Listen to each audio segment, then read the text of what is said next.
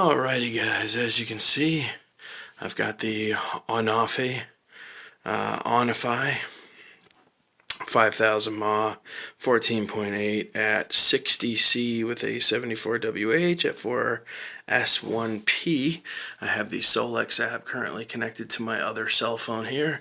Transmitter's on. It is bound to it. I have the I went ahead and removed the entire plastic case that was around it. A little bit of weight reduction, and it's not the most pretty thing in the world, but it will work right now. So this is the battery management system right here, plugged in through the Molex connector, running on an XT60 connector with a 4-ounce balance port.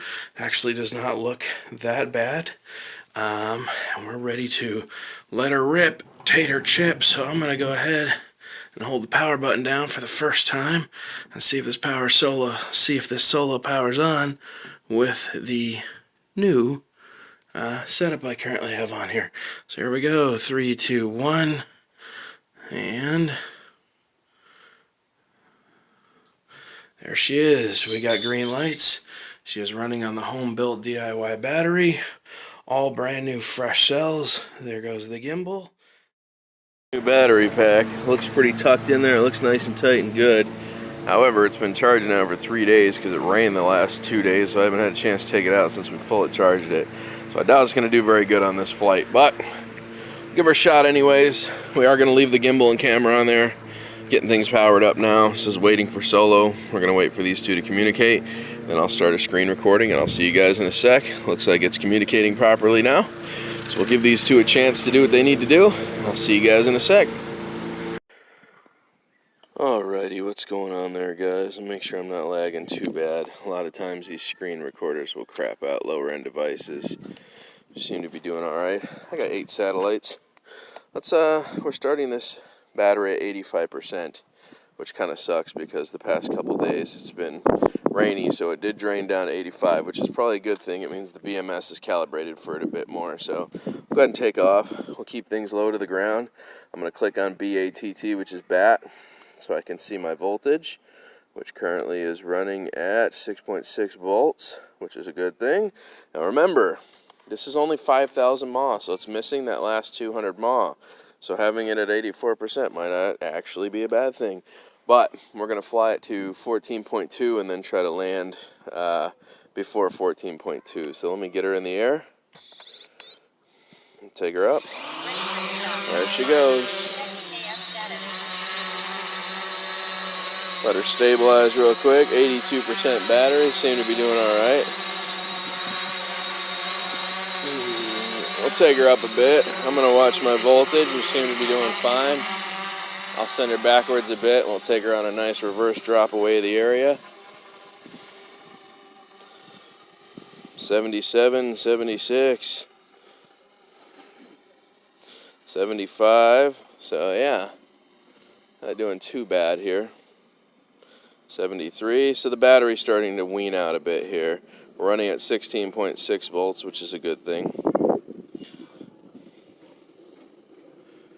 We'll go ahead and play around a bit here. I'm going to try to keep it on the move so we can see what's going to happen to the battery here.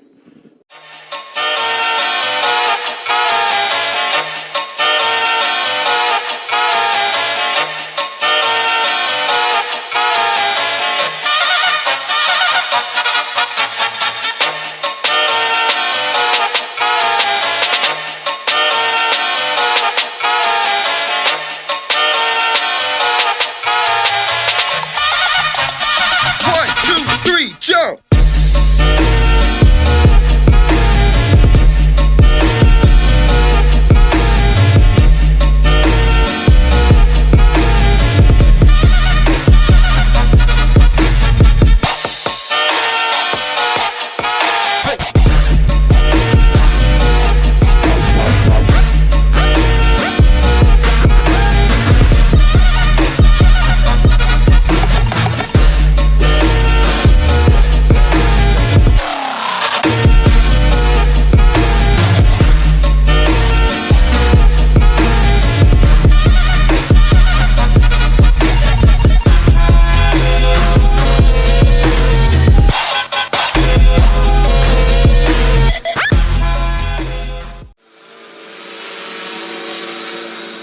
11 minutes, still in the air on a battery that's been sitting for 2 days, starting at 85%. You guys tell me. What is he doing? He's beginning to believe.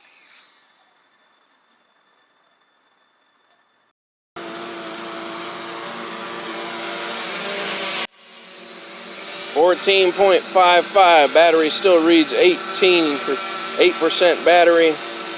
I'm still hanging out at 14.55, 14.6. We're coming up on 12 minutes of flight time on a battery that only had 3/4 charge left on it. The BMS was starting to discharge the battery on me starting yesterday. It got it down to 85%.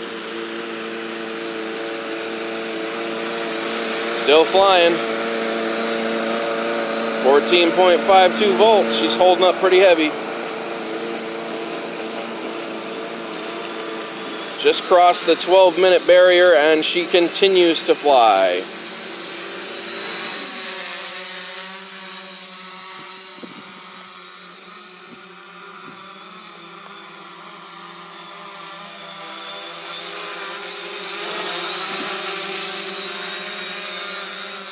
Steady hanging out at 14.47. Battery doing strong. Coming up on 13 minutes of flight time on a battery that's been sitting for 3 days fully charged. You guys tell me. And it's only 5,000 mAh. It's an SP1 battery.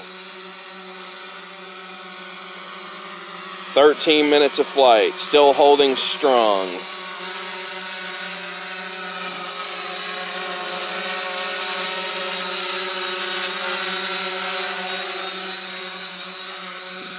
Still holding strong.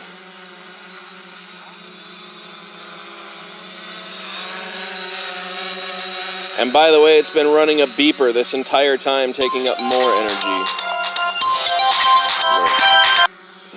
Decline that call. We are coming up on 14 minutes of flight and we are getting ready to set down here. I don't like to run it too low. Coming into 13 volts, she'll have a hard time staying in the air. So we'll land her at, let's see, we'll try to give her to 14.2 volts. That's running it pretty low. Let's at least cross the 14-minute mark. There it is, 14 minutes of flight time. We'll go ahead and, well, you know what? We'll run her down to 14.2. Let's just take her to 14.2. That's pretty low, but we're going to run her to 14.2. She's close enough to the ground where if the battery started to fail, it would be alright. Wouldn't hurt the unit. Alright, so now we just crossed 14.17. We're going to set her down. 14 minutes and 26, let's see, 14 minutes and 29 seconds. There you go, guys. 15-minute flight out of this battery, and that's after it sat for 3 days. So, if you were wondering, yes, it can handle it. Now, watch the battery go into recovery. See how it's already going back up, 14.51. So I'm going to take this battery in and give it another balance charge and reconnect things, and we'll go from there. So there you go. Basically almost a 15-minute flight out of this battery, guys. I would say that they were correct when they said that this should be able to reach those kind of numbers. Yeah, it's a $49 battery.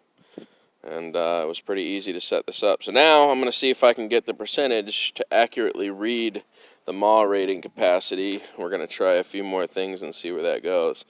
But there you go. That is, that's how it's done, ladies and gentlemen.